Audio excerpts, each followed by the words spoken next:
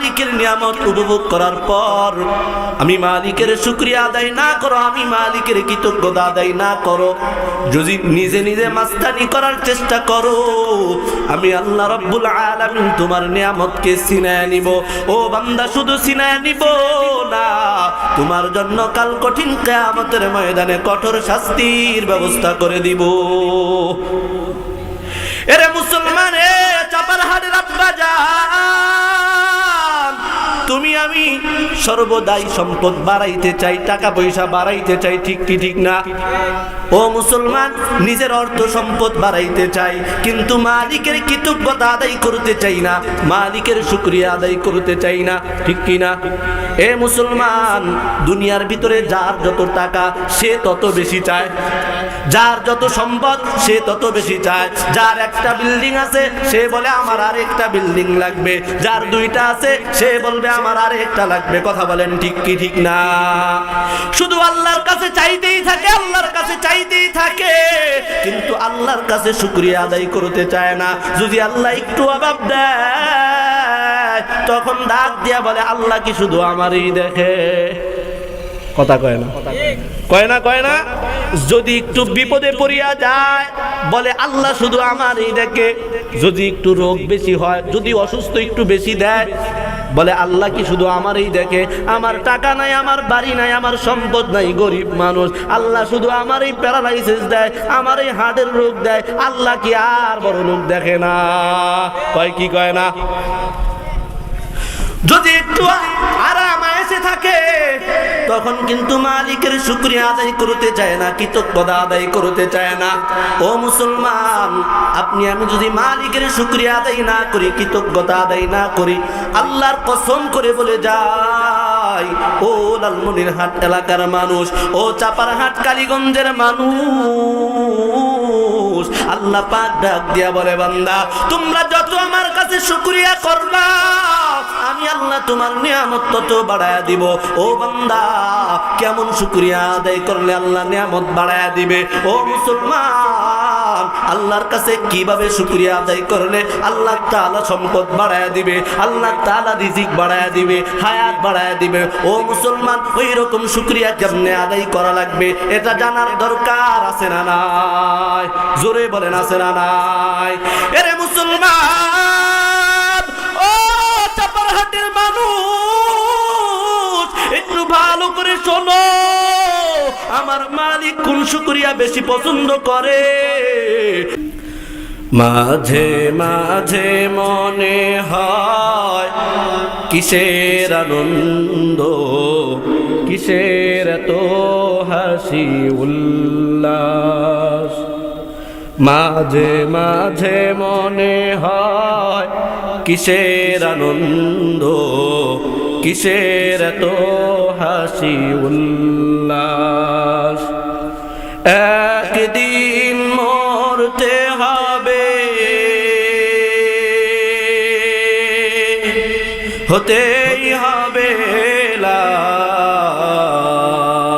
ঠিক কি না? মরা লাগবে না একদিন? কথা বলেন, মরা লাগবে কি লাগবে না?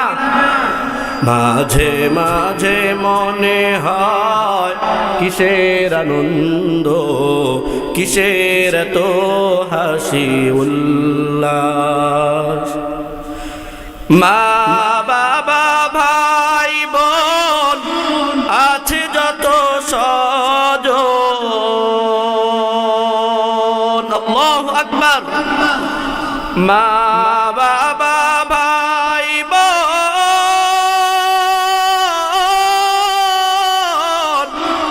আছে যত স্বজন,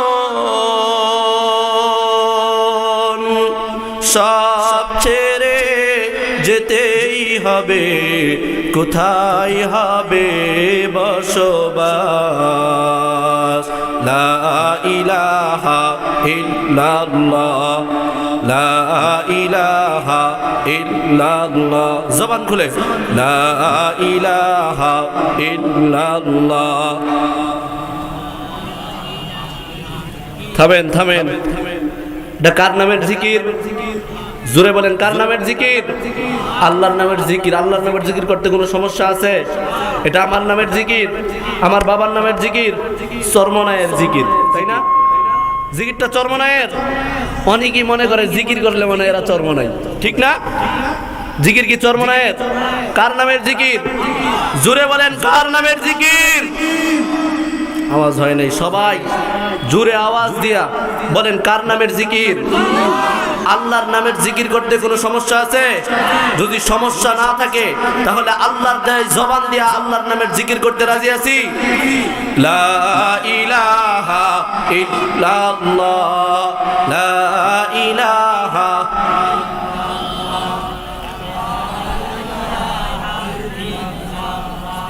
লা ইলাহা ইল্লাল্লাহু মুহাম্মাদুর রাসূলুল্লাহ। সকলে বলি সাল্লাল্লাহু আলাইহি ওয়াসাল্লাম।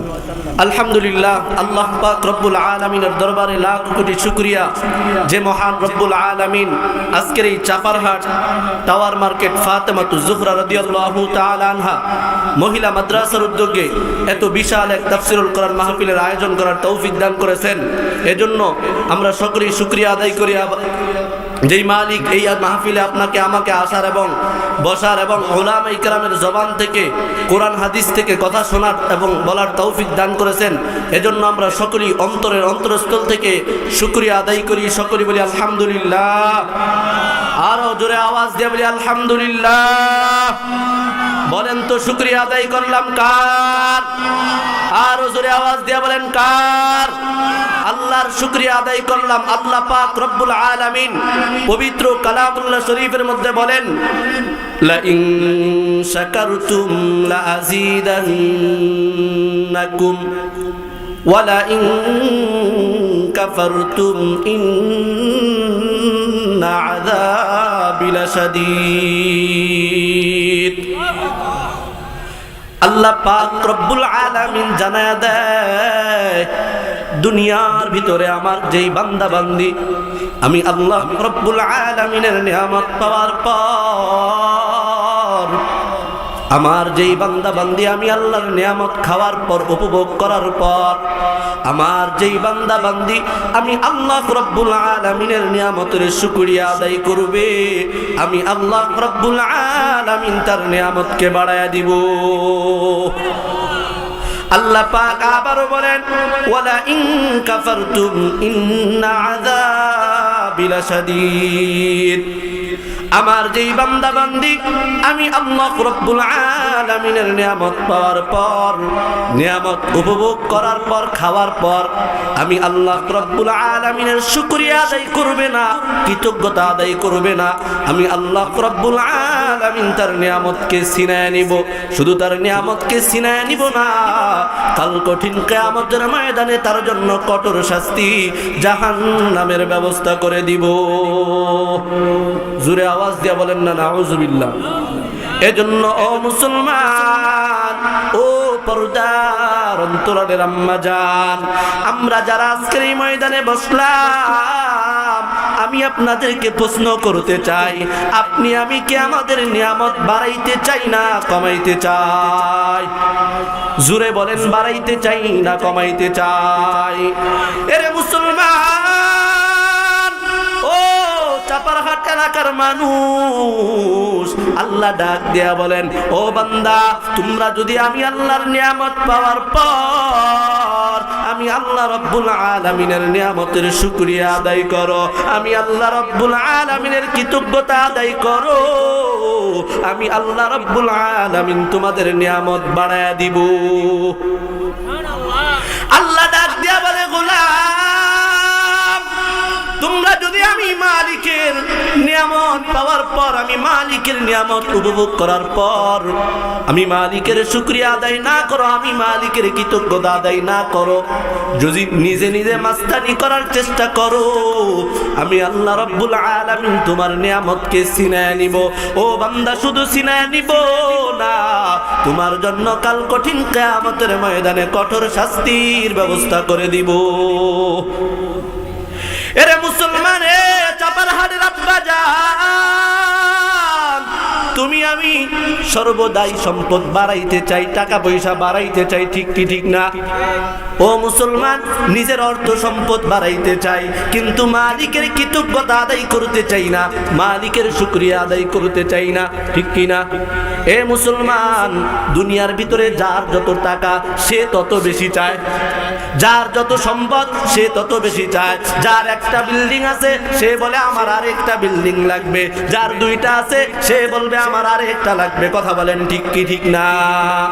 শুধু আল্লাহর কাছে চাইতেই থাকে, আল্লাহর কাছে চাইতেই থাকে, কিন্তু আল্লাহর কাছে শুকরিয়া আদায় করতে চায় না। যদি আল্লাহ একটু অভাব দেয় তখন ডাক দিয়া বলে আল্লাহ কি শুধু আমারই দেখে? কথা কয় না, কয় না, কয় না? যদি একটু বিপদে পড়িয়া যায় বলে আল্লাহ শুধু আমারই দেখে। যদি একটু রোগ বেশি হয়, যদি অসুস্থ একটু বেশি দেয় বলে আল্লাহ কি শুধু আমারই দেখে? আমার টাকা নাই, আমার বাড়ি নাই, আমার সম্পদ নাই, গরিব মানুষ, আল্লাহ শুধু আমারই প্যারালাইসিস দেয়, আমার এই হার্টের রোগ দেয়, আল্লাহ কি আর বড় লোক দেখে না? কয় কি কয় না? যদি একটু আরাম এসে থাকে তখন কিন্তু মালিকের শুকরিয়া আদায় করতে চায় না, কৃতজ্ঞতা আদায় করতে চায় না। ও মুসলমান, আপনি আমি যদি মালিকের শুকরিয়া আদায় না করি, কৃতজ্ঞতা আদায় না করি, আল্লাহর কসম করে বলে যাই, ও লালমনিরহাট এলাকার মানুষ, ও চাপারহাট কালীগঞ্জের মানুষ, আল্লাহ পাক ডাক দিয়া বলে বান্দা তোমরা যত আমার কাছে শুকরিয়া করবা আমি আল্লাহ তোমার নিয়ামত তত বাড়ায়া দিব। ও বান্দা, কেমন শুকরিয়া আদায় করলে আল্লাহ নিয়ামত বাড়ায়া দিবে? ও মুসলমান, আল্লাহর কাছে কিভাবে শুকরিয়া আদায় করলে আল্লাহ তাআলা সম্পদ বাড়ায়া দিবে, আল্লাহ তাআলা রিজিক বাড়ায়া দিবে, হায়াত বাড়ায়া দিবে? ও মুসলমান, ওই রকম শুকরিয়া কেমনে আদায় করা লাগবে এটা জানার দরকার আছে না নাই? জোরে বলেন আছে না নাই?